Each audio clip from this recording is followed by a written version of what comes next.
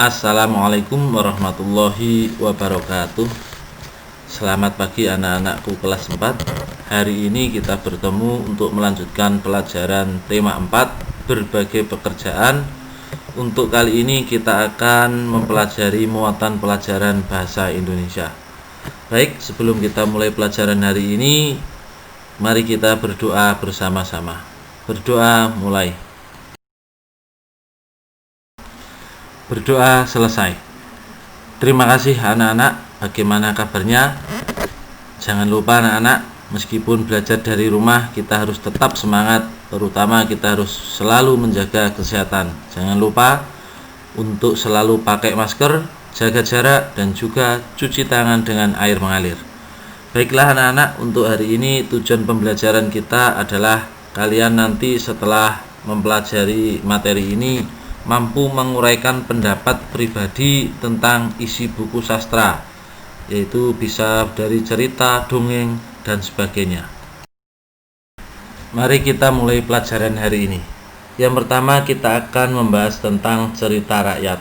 Mungkin kalian sudah sering mendengar tentang cerita rakyat. Ada beberapa jenis cerita rakyat. Yang pertama adalah dongeng. Dongeng ini adalah karya sastra lama yang menceritakan tentang kejadian luar biasa yang penuh dengan khayalan. Jadi cerita dongeng itu adalah cerita fiksi atau khayalan yang tidak pernah terjadi. Biasanya dongeng ini tujuannya adalah untuk menyampaikan pesan moral atau mendidik dan juga menghibur. Kemudian ada juga mitos. Yang kedua mitos. Mitos ini adalah sebuah cerita yang menceritakan tentang kisah yang berlatar belakang masa lalu, jadi terjadi di masa lampau. Mitos sering juga diartikan sebagai cerita suatu bangsa tentang dewa yang hidup pada zaman dahulu. Mitos juga bisa tentang asal-usul suatu daerah, asal-usul alam semesta, manusia, bangsa, yang mengandung arti mendalam dan juga biasanya dihubungkan dengan hal-hal yang gaib. Itu untuk mitos. Selanjutnya ada legenda. Legenda ini anak-anak adalah sebuah cerita tentang prosa rakyat yang dianggap benar-benar terjadi oleh yang mempunyai cerita tersebut. Biasanya legenda sering dijadikan sebagai sejarah kolektif. Kemudian yang keempat ada fabel. Fabel adalah sebuah cerita yang menceritakan tentang kehidupan hewan yang berperilaku seperti manusia. Jadi fabel ini yang tokohnya adalah hewan, dan ini juga salah satu cerita fiksi atau cerita khayalan yang tidak pernah terjadi. Kemudian yang kelima ada hikayat. Hikayat ini sebuah karya sastra lama yang berasal dari Melayu, berbentuk prosa, berisi tentang cerita, ada undang-undang, silsilah yang sifatnya adalah rekaan atau buatan. Bisa juga biografis, keagamaan, historis, atau gabungan dari sifat-sifat yang ada. Tujuannya dibuat untuk menghibur dan menaikkan semangat seseorang. Ini adalah jenis-jenis cerita yang sering kita temukan pada bacaan-bacaan di buku. Jika kita membaca cerita, maka harapan kita adalah setelah membaca tersebut kita bisa membaca, mengerti maksudnya, mengetahui tokoh-tokohnya, dan juga kita bisa memberikan komentar terhadap cerita tadi. Nah, untuk menyebutkan tokoh itu ada dua anak-anak dalam sebuah cerita. Ada yang namanya tokoh utama, yaitu tokoh ini yang memegang peranan sangat penting. Jadi tokoh ini sering muncul pada cerita. Kemudian ada juga tokoh pembantu. Tokoh ini adalah tokoh yang munculnya jarang-jarang dan juga pada cerita itu dia hanya muncul beberapa kali. Kemudian kita setelah membaca cerita juga bisa memberikan pendapat atau komentar tentang sikap tokoh yang ada pada cerita. Namun dalam memberikan komentar atau pendapat kita harus memperhatikan hal-hal sebagai berikut. Yang pertama, gunakan bahasa yang sopan. Kemudian kita juga harus menggunakan alasan yang logis. Logis itu adalah masuk akal, bisa diterima oleh akal. Kemudian komentar yang kita berikan harus jelas. Dan yang terakhir, tidak boleh menyinggung perasaan orang lain. Itu tadi adalah hal-hal yang harus kita perhatikan ketika kita memberikan pendapat atau komentar tentang sebuah cerita. Lalu bagaimana caranya kita bisa memberi pendapat pada cerita? Nah, ada beberapa langkah. Yang pertama adalah kalian harus membaca cerita itu secara cermat.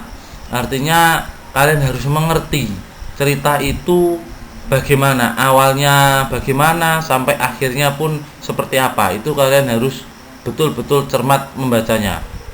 Yang kedua, kalian harus mencari paragraf yang memuat permasalahan. Apa permasalahan yang ada dalam cerita tersebut. Kemudian yang ketiga, menentukan awal munculnya permasalahan. Permasalahan itu muncul karena apa? Itu dicari dulu. Dan yang terakhir adalah mencari bagaimana permasalahan tersebut bisa diselesaikan. Jadi itu ada 4 hal bagaimana cara mencari atau cara memberi pendapat pada sebuah cerita. Selain menentukan tokoh cerita, kemudian memberikan komentar atau pendapat, kita juga bisa menentukan atau mencari pesan moral dari sebuah cerita. Ingat tadi bahwa dongeng, legenda itu dibuat untuk memberikan pesan moral kepada orang lain. Nah, pesan moral itu apa? Pesan moral adalah sebuah pelajaran berharga yang ada dalam sebuah cerita yang dapat kita jadikan pelajaran dalam kehidupan sehari-hari.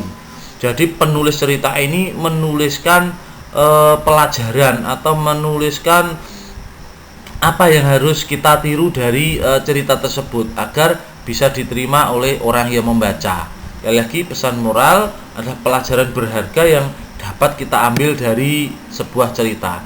Lalu bagaimana cara menentukan pesan moral? Yang pertama adalah membaca cerita itu dengan cermat, dibaca sampai selesai dan dipahami apa maksud dan maknanya. Yang kedua, kita cari dalam cerita itu ada peristiwa atau kalimat yang mengandung saran, nasihat, pesan, dan anjuran. Biasanya disitulah letak pesan moralnya.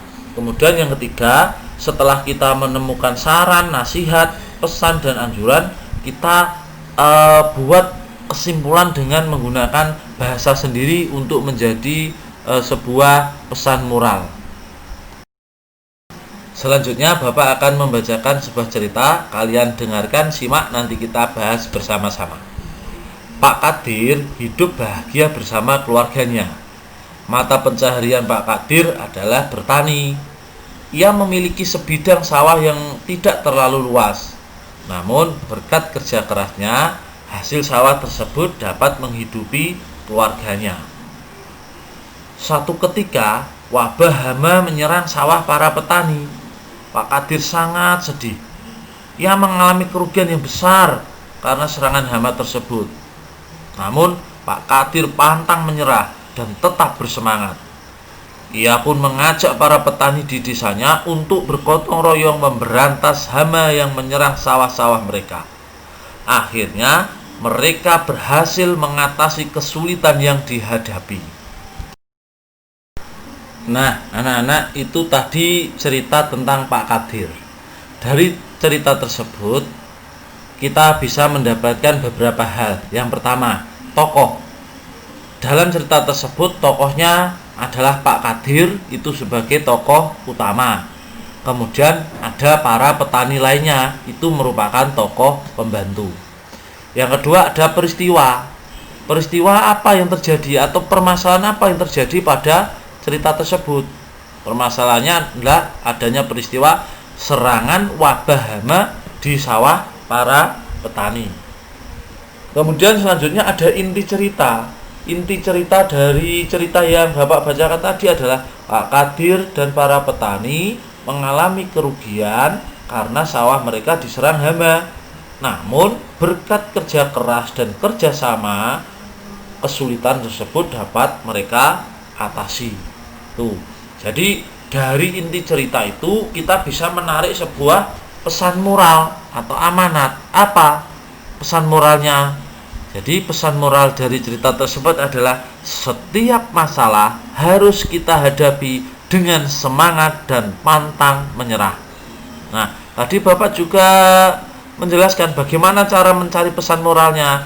Mana kalimat yang menunjukkan pesan moral? Nah, ada kalimat yang menunjukkan pesan moral dari cerita yang Bapak bacakan tadi, yaitu namun Pak Kadir pantang menyerah dan tetap bersemangat. Ia pun mengajak para petani di desanya untuk bergotong royong memberantas hama yang menyerang sawah-sawah mereka. Akhirnya mereka berhasil mengatasi kesulitan yang dihadapi. Dari kalimat tersebut bisa dijadikan sebuah pesan moral.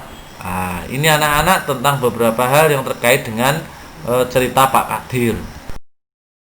Sekarang kita akan belajar tentang bagaimana cara memberi pendapat pribadi terhadap sebuah cerita dalam dongeng.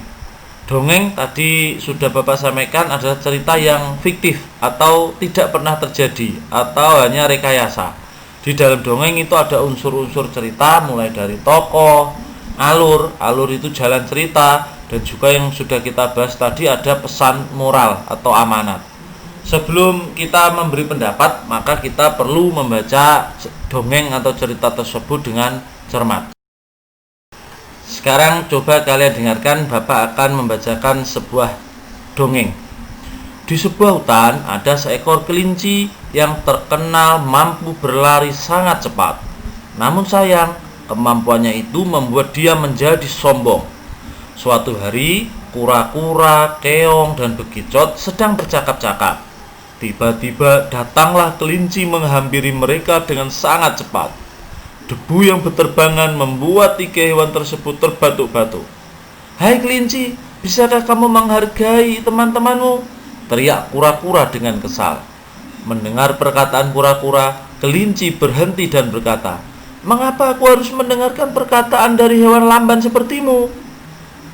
Pasti kalian iri karena tidak mampu berlari secepat aku. Kalian hanya bisa merayap pelan-pelan." Hahaha. Kura-kura tidak terima jika dia dan teman-temannya diejek seperti itu. "Jangan sombong kamu kelinci. Kalau berani, mari kita lomba lari," tantang kura-kura. Mendengar tantangan kura-kura, kelinci pun tertawa. "Hahaha, baiklah. Aku akan memberimu pelajaran tentang arti kecepatan dan kemenangan." Akhirnya mereka memutuskan untuk mengadakan lomba lari. Bekicot dan keong pun ikut mendukung kura-kura. Lomba lari pun dimulai. Kelinci dengan mudah memimpin lomba dan berlari jauh di depan kura-kura yang berjalan lambat. Karena merasa sudah menang, kelinci berniat mengejek kura-kura. Kelinci memutuskan untuk beristirahat sejenak di dekat pohon di garis akhir. Dia mengira kalau kura-kura masih sulit menyusulnya. Kura-kura yang pantang menyerah terus berjalan walaupun dengan lambat. Tak lama kemudian, tiba-tiba dia melihat kelinci sedang tertidur pulas di bawah pohon. Kura-kura terus berjalan dengan pasti. Kura-kura berjalan dengan hati-hati agar kelinci tidak terbangun. Beberapa saat kemudian, kura-kura pun sudah mendekati garis akhir. Kelinci akhirnya terbangun dan kaget bahwa kura-kura sudah menyusulnya. Dia langsung berlari dengan cepat untuk menyusul kura-kura. Namun sayang, kura-kura sudah berhasil melewati garis akhir dan memenangkan pertandingan. Anak-anak, kejadian apa yang terjadi dalam dongeng kelinci dan kura-kura tersebut? Lalu, bagaimana pendapat kalian tentang dongeng tersebut? Kalian bisa menuliskan pendapat kalian tentang sebuah cerita atau dongeng dalam bentuk peta pikiran seperti berikut. Jadi di tengah-tengah itu ada judulnya tadi adalah kelinci dan kura-kura. Kemudian ada tokoh dari dongeng tadi ada kelinci, kura-kura, bekicot, dan keong. Kita tulis. Kemudian pesan moralnya apa dari cerita atau dongeng tadi? Pesan moralnya adalah janganlah berbuat sombong dan menganggap rendah orang lain. tetap bersemangat dan gigih dalam mencapai sesuatu. Jadi ada 2 pesan moral yang saya tuliskan di sini. Kalau kalian menemukan pesan moral lagi, silahkan kalian juga bisa menuliskannya. Kemudian bagaimana sifat tokohnya yang ada dalam dongeng tadi? Kelinci tadi sifatnya adalah sombong dan keras kepala. Kemudian ada juga kura-kura. Bagaimana sifat kura-kura? Kura-kura adalah pantang menyerah, tidak mudah putus asa. Ini sifatnya. Kemudian di mana tempat terjadinya atau alurnya? Cerita tadi terjadi di hutan, jadi tempatnya kita tulis hutan. Kemudian awal cerita dari dongeng tadi adalah kura-kura mengajak kelinci lomba lari. Kelinci menerimanya dan mengira akan menang dengan mudah. Ini awalnya. Tapi di akhir cerita kita tuliskan juga, di akhir cerita ternyata yang menang adalah kura-kura. Meskipun dia jalannya lambat, kura-kura berhasil sampai lebih dulu di garis akhir dan mengalahkan kelinci. Jadi ini adalah peta pikiran. Nanti kalian juga di tugasnya bisa membuat peta pikiran seperti ini. Ya, itu tadi anak-anak materi kita untuk muatan pelajaran bahasa Indonesia pada tema 4 ini. Sekarang sebagai tugas kalian di rumah, yaitu kalian cari sebuah dongeng, kalian tulis di buku tulis kalian, kemudian buat peta pikiran yang seperti saya sampaikan tadi. Di peta pikiran itu nanti ada judulnya apa, tokohnya siapa, sifatnya bagaimana, pesan moral dari dongeng tersebut apa, terus awal ceritanya bagaimana, akhir cerita bagaimana, dan juga tempat terjadinya cerita atau alurnya di mana. Kalian buat menjadi sebuah peta pikiran. Untuk dongeng kalian bebas mencari di majalah, di buku, atau di Google. Kalian bisa mencarinya. Boleh misalnya kalian senang dengan cerita Malin Kundang, silahkan. Cerita bawang merah bawang putih, silahkan. Cerita Sangkuriang, silahkan. Jadi untuk ceritanya bebas, yang penting nanti kalian buat peta pikiran dengan unsur-unsur yang ada di sini tadi. Demikian anak-anak untuk pelajaran kita hari ini. Jangan lupa tetap semangat belajar dimanapun kalian berada. Bapak ucapkan terima kasih dan Bapak akhiri. Wassalamualaikum warahmatullahi wabarakatuh.